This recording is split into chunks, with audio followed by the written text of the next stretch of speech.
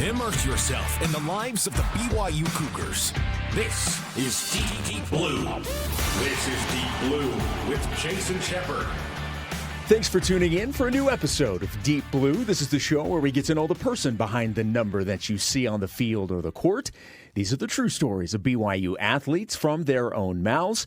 My guest is former BYU football great, NFL veteran, and General Authority Emeritus, Elder S. Gifford Nielsen. Elder Nielsen, thank you so much for joining me today. Jason, it's nice to be with you. What a treat. Oh, well, it is a treat for me, certainly. And there are so many different things, so many different storylines that we can dive into with you.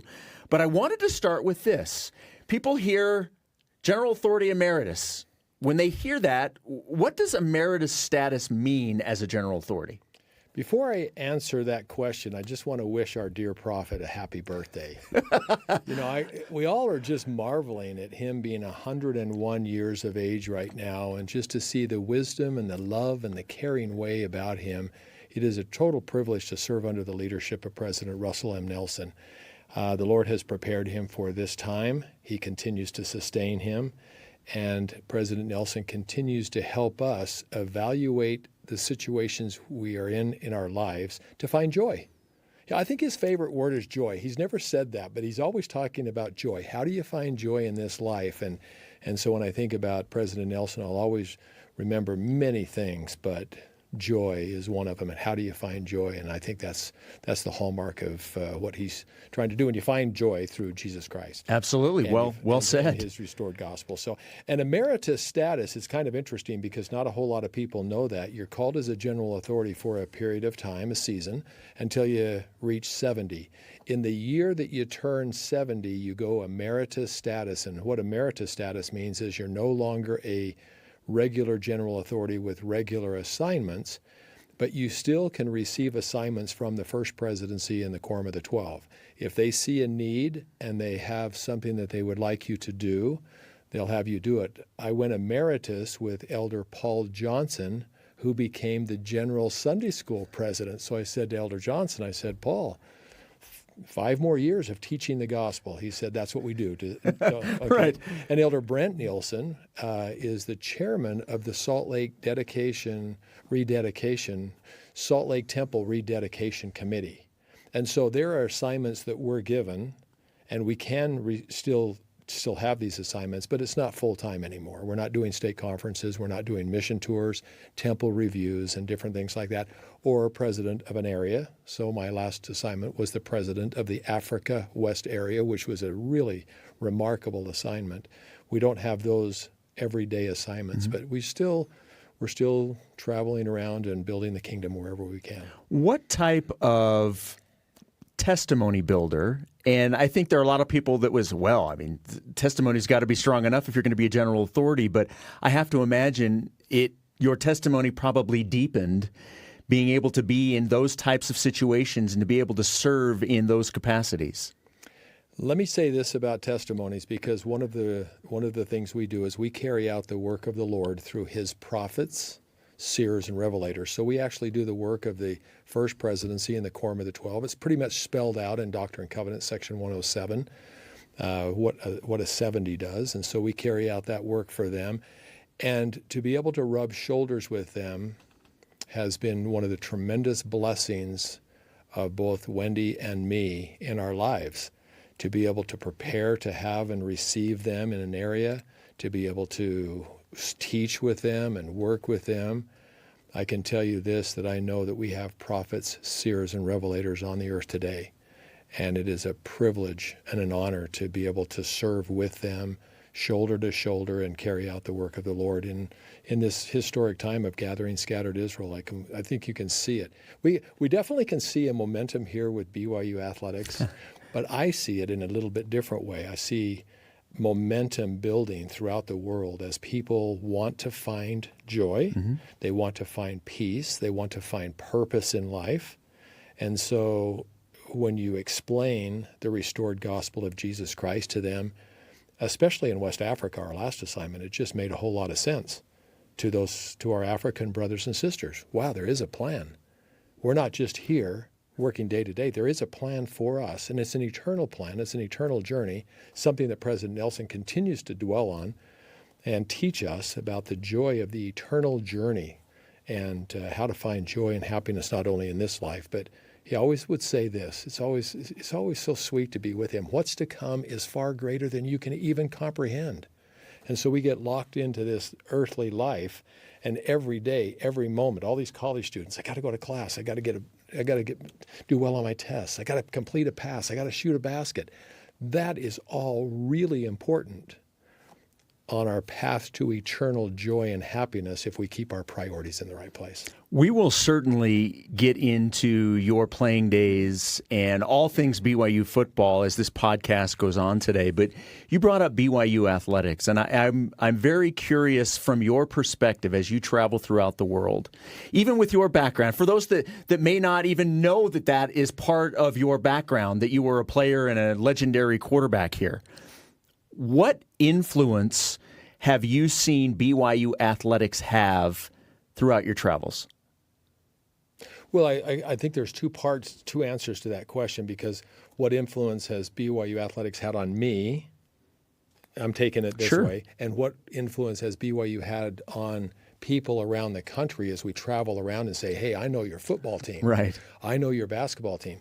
President Nelson teaches, and he's taught this since he became the prophet, that the gathering of scattered Israel is the single most significant and important thing we can do on the face of the earth, right? And so we all have different areas and different ways we do that. All you have to do is be kind to your neighbor. You have to love the Lord, be kind to your neighbor, the two great commandments. Look for people who need a lift or an arm around them. He says this all the time, anything you do in a positive way to invite others to have a better life is gathering scattered Israel. And so I honestly believe that the athletic department at BYU, this athletic department is the athletic arm of gathering scattered Israel. And that's why we have to be relevant. We have to win. We have to do our very best. And then we have to stand for something. I always loved President Hinckley's book, Stand for Something, because we have to stand for something. We just went through a little situation here at BYU with our quarterback. And, bless his heart, he knew that what happened was not right. And so he took the high road. He said, thank you, Cougar Nation. I don't want to quote him, but the feeling was, thank you. I didn't live up to what I thought I was, what I came here to do. So I'm going to move on, but thank you for my experience at BYU. It was the most incredible experience, and to play in that stadium with all those fans. And now look what he's done. He could have stayed here and served out a 7-game suspension, but he moves on, and now he's the starting quarterback in Tulane, and he is having a lot of success. He'll always look back on his BYU experience as one of the great times of his life, because you just can't get this anywhere. Right. Be in the stadium and feel that, the presentation, just the overall feeling of that. And to me, that is showing the world that you are serious about what you're doing. Okay, so to answer your question, 2 things. BYU Athletics shaped me, all my time with Lavelle and all my time here, and really, we kind of got it started with the 1974 team, but then it just took off in 76 and it hasn't stopped. And so all those lessons that you learned on a basketball court, I played basketball a couple of years here and then had my football career. That was preparing me for something that I didn't totally understand and recognize, which was more important than that. Right. And so it's had a tremendous influence on my life, tremendous influence on Wendy and our 6 children and 25, almost 26 grandchildren, and trying to build an eternal family. That's our belief. And so personally, it's just been remarkable, especially growing up here in Provo and always being around the athletic program and being raised right here at the foot of the mountains. And then as I go around and I go, oh, that BYU, did you see BYU play? Did you see what they did? Did you see this? Did you see this? Did you see this? Did you see the crowd? Did you see how that stadium was rocking? It's like the influence is powerful. And that's why we have to be good. We have to be in the conversation every weekend. What are we going to do with BYU? We really don't care, in the grand scheme. Sure. Well, we do care. Yeah. But we don't care. You know what I'm Yes. saying? It's not the top priority for us. I mean, look at Kalani. He's developing young men. Look at Kevin Young, developing young men. Look at Diljit. Look at all of our volleyball coaches, the soccer. They're developing leaders for the most important time in the history of the world. And so when President Nelson says that Jesus Christ is going to perform some of his greatest work between now and when he comes again, wow, every time he says that, I go, what's going to happen? And who's going to be the leader? Who are going to be the leaders? I think a lot of them are going to be BYU athletes who have gone through this athletic program, because you can't learn more important lessons than being out on the field and getting smacked upside the head and then having to get back up. Right. And throwing an interception and everybody going, oh, what do you do that for? And then you throw a touchdown pass. Oh, I like that. It's like you have to learn lessons, and we do it differently. But this athletic program is a great proving ground for future leadership in the home, in the community, and in the world. We'll have more with Elder Nielsen coming up after the break. You're listening to the Deep Blue Podcast here on BYU Radio. If you love Deep Blue, you'll want to check out Her Why, the podcast that's all BYU women's sports all the time. Hosted by Lauren McLean, Her Why goes beyond the scoreboard to share powerful stories of faith, courage, and hope from Cougar athletes and coaches. So check out Her Why wherever you find podcasts. Welcome back to the Deep Blue Podcast here on BYU Radio. I'm your host, Jason Shepard. So happy to have our guest today. He is former BYU quarterback and Emeritus General Authority for the Church of Jesus Christ of Latter-day Saints, S. Gifford Nielsen. I was reminded of something when you were talking about that, because you talk about BYU's need to be relevant, and it's twofold. You need to be relevant because what you're doing in athletics, you want to play at the highest level that you possibly can, but the more relevant you are, the more eyeballs you have on you. And then what do you do when you have all of these eyes on you? And I'm reminded of, you mentioned Kalani and his ability to teach and bring people together. He's always talking about loving one another. And I know that was a team motto a couple of years ago. And everybody on the team talks about loving one another and having love for your teammates. I'm reminded of, and I think it was now 2 years ago, it was Media Day, Big 12 Football Media Day in Vegas at Allegiant Stadium. And I memory serves, it was the first year that the most recent teams came in, which included Colorado.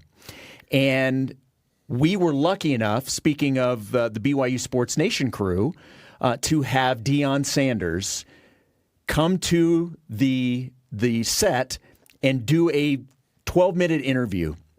He could not have been more complimentary of Kalani Sitake, and what he said, I'll never forget this.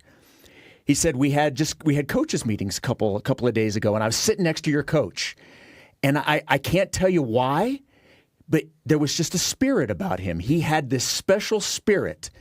And that has stuck with me for these last 2 years, that people can sense those types of things when it's in your heart. And so what we do when we have the eyeballs on us is so important. Well, you bring up that, but look at the foundation that was set before he met Kalani. Right. Tom Holmoe as a teammate. I mean, and Ronnie Lott. I mean, when those guys were all together and playing against each other, there was a definite spirit of brotherhood. And they felt it with Tom, and they felt it with others on Steve, all those guys on the 49ers team, and the things that happened in Dallas with some of our players that have gone to Dallas. Todd Christensen was an unbelievable missionary. Mark Wilson was an unbelievable missionary. And so, I shouldn't start saying those names, but those are guys that I was around. But we have the Kafusis, all those Kafusi brothers, you get legendary stories. I'm in Green Bay one time, and I'm doing a state conference, and one guy came up to me and he said, I was taught the gospel by one of the Kafusis that was there. No, it was a player. And he just got baptized. And so they brought him to me, and I'm thinking, good job. It was Bronson. It was Bronson. Yeah, it was Bronson, It was yes. Bronson. And then the little missionary was my niece, was a grand niece that taught him. And she was only about this tall. She was just an amazing, but she had the light in her eyes, and she taught him the gospel. And so, I mean, you just start putting the puzzle pieces together. And if I got that story messed up a little bit, I'm so sorry, but I'm just kind of recalling that we all have a part to play. And a lot of times with Dion, did you notice what he talked about before the bowl game last year? Right. It was all respect, calm, just I love BYU. I love what they stand for. He's a man of God. Yep. And, he's Deion Sanders, one of the greatest athletes in our time, but he has such respect for everything that we do here and so much respect for Kalani. And Kalani deserves that because he is, and Jay Hill and Aaron Roderick and the rest of the coaches and what Kevin Young is doing right now and the rest of his coaches. And you just keep going down the list of all of our coaches. That's why we're here. We're here to be relevant. We're here to win national championships. We're trying really hard to be the very best that we possibly can be. And Jason, this is kind of interesting because I went to practice right before the season opener, and Kalani had me say something to the team, and it was enjoyable. And I was thinking, okay, quickly, what am I going to say? I thought, 50 years ago, I told him. 50 years ago, Lavelle and I sat in his office saying, what's going to happen with this program? This was in 1975. And we started to elevate this program. Like we said, the 74 team was amazing. And Gary and all the people that played on that team, amazing. But in 76, that's when it really got cranked up. And it has not stopped. And I was telling the team this. 50 years ago, we had the vision of what we're seeing today. So all of you, look at me, coach, all you players and coaches. 50 years ago, we had this vision that we would be this good. Now you have a story to write because every season there is a story written, and you got a young quarterback, a real freshman quarterback. Yep. What story are you going to write? And is it going to be a bestseller? And I told him, I said, I believe this is going to be a bestseller. Correct me if I'm wrong. You gave 2 general conference talks as a general authority, correct? I'm very curious, what inspiration and process do you go through before you give a talk? What is the process? Are you given an idea, or is it all about the Spirit and you let the Spirit tell you what needs to be said? Well, you get a letter that says the First Presidency would like you to speak in the second session of General Conference and speak for 9 minutes. Will you accept this assignment? Well, you can't say no. And so, of course, you're going to accept the assignment. And then, Jason, this is very interesting because you then let revelation flow. I was unique, and in both of those General Conference talks, I talked about there were portions of it talking about football because there are a lot of people out there that care about football. Not everybody, but President Uchtdorf, he was always talking about airplanes, and most people like airplanes. Some don't. You're never going to hit everything, but you let the Lord do His work, and you let the Spirit take over.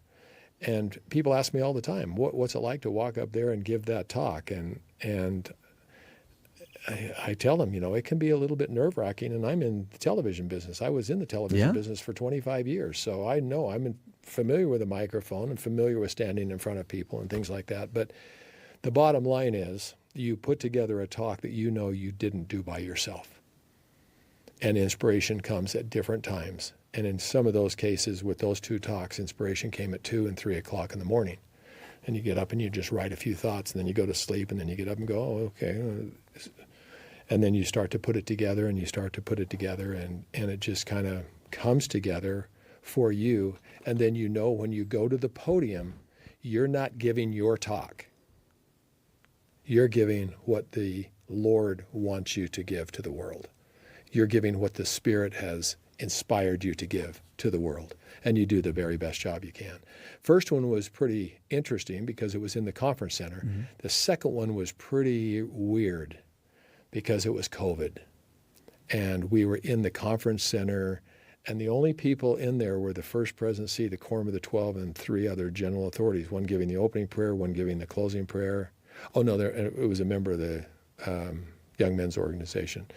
And there were only, so there's no audience. You just walk up and you just look at the camera, and you got the first presidency and the quorum of the 12 behind you, and you give your talk. But it comes from heaven. It comes through the power of the Spirit. What was more nerve-wracking to prepare for, an elite defense or preparing for a general conference talk? Both of them are intense. But it wasn't like going up to the line of scrimmage and looking at Mean Joe Green and Jack Lambert with the steel curtain, and L.C. Greenwood and Jack Ham and Mel Blunt. It wasn't quite like that. Or going to the Cowboys and playing against Harvey Martin, Randy White, Jethro Pugh, and Too Tall Jones, and them wanting to end your life. That's what it's like in the NFL. Those are the days, right? Charlie Waters and Cliff Harris running around in that and not knowing where Bob Brunig is going to be. So it's just a different level of intensity, but it's so much. Both experiences are just precious. I mean, you can't get them. How do you even explain what it's like to play against the world champion Dallas Cowboys as a rookie, right? And that's your first start, and you're playing in Texas, and it's the battle for the state of Texas, the Oilers and the Cowboys, and so you're told you got the start, and you go, me out of Provo, BYU? I'm starting against the world champion Cowboys. Can I really do this? And you find out. Yes, you can, because that's where your path in life has taken you. And if you believe the way we believe, it's not happenstance. Because if you would have told me growing up in Provo, Utah, that I would have been an NFL quarterback, I would have said you're crazy. I was a basketball player. And then Lavelle said, we want to throw the ball. Doug Scoville comes in, and here we go. And All-American quarterback drafted by the Houston Oilers. And so path, you prepare to take what path the Lord has in store for you. Sometimes those paths are really hard and challenging, excruciating, right? Tough. How do I do this? How do I make it through this? And sometimes they're elevated, like it's okay, here you go. We never know. But we accept the path, and we do the very best job we can. There was just too much to cover with Elder Nielsen to be just one episode, so you are in luck. Join us next week to hear part 2. Here's a sneak peek of our conversation. How did you react when Lavelle comes up to you and you have that conversation and he's telling you, hey, maybe you need to go this route instead? What are you thinking at that time? Well, it was an interesting time. I mean, we could sit here all day and just talk about that time and learn so many lessons from that. But I did learn a lot of lessons. But I prayed about it, thought about it, and the answer was clear: play football. And it surprised me, and it surprised everyone. And guess what, Jason? We started that year in '75, and I was terrible. I was not good. I didn't play the first game. Second game, I think, was Arizona State. I can't remember, but I got into the game in Arizona State, and they just pounded me. I was 4 out of 11 and threw a pass interception and got knocked out of the game. And I thought, I'm going to be moved down to the third-string quarterback. And the next week, I was the third-string quarterback. And it's kind of interesting how things turn around, because I knew I was supposed to play football. And Lavelle's kind of looking at me like, what are you doing? You were supposed to be my quarterback. What is going on here? And it's interesting, once again, this is like, I got to be careful. Sometimes you have to go through adversity to figure it out, right? So I'm the third-string quarterback, and we're playing New Mexico, and we're 0-3, and everybody's calling for Lavelle's head. One of the jokes we always had is we were 0-3, and you were ready to get fired, then you put me in, and now you've got a stadium named after me. We always used to say that, and he goes, well, I took maybe the slowest quarterback in the history of the game and made him an All-American, so I got to be a pretty good coach. Anyway, we always joked about that. But it was the following week, Friday night. We played Friday night against New Mexico. They had the best team, I think, in the conference that year, or one of the best teams in the conference. We were down 14-0 in the third quarter, and we were 0-3. And the first, Mark Giles, the starting quarterback, got a hip pointer. He was out. Jeff Duva was the second string quarterback, moved the team up and down the field beautifully. He got to the 20-yard line every time, and something went wrong. So with about 3 minutes left to go in the game, Lavelle goes, okay, we're going to try you again. We tried you last week against Arizona State, and that was a failure. We're going to try you again. And then it just was a magical night.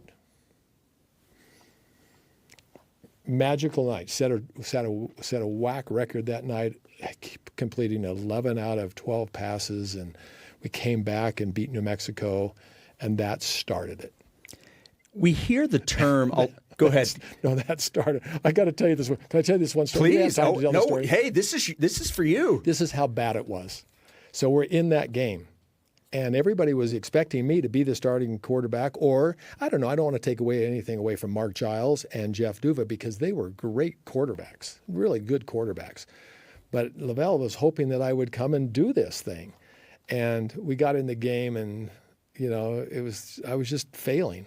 And so we're coming down the field. We just scored a touchdown, and Cougar Stadium started to wake up just a little bit because it was dead.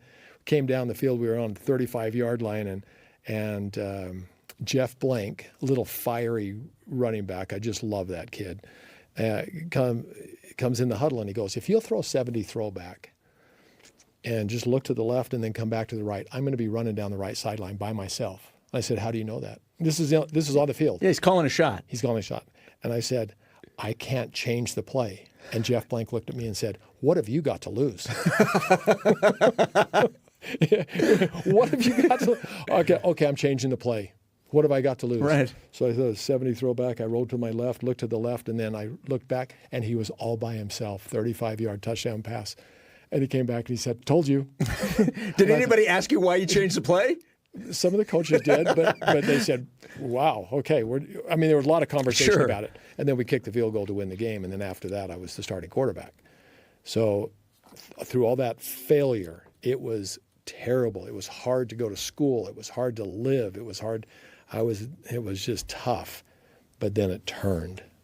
And now it's what it is today. Yeah. Well, and to what you said a minute ago, sometimes you have to go through adversity to figure it out, but then also to realize how good the good times are. Yeah. And you learned that lesson there because, needless to say, you probably were able to enjoy and realize how good things are when they were good. Right. Yeah. So I had great, deep humility and appreciation. Everybody after the game was jumping around because we won our first game of the year, and everybody was, "Oh, yeah, yeah." And I'm thinking, wow. What just happened? 11 for 12, 2 touchdown passes. We came back, and now we're going.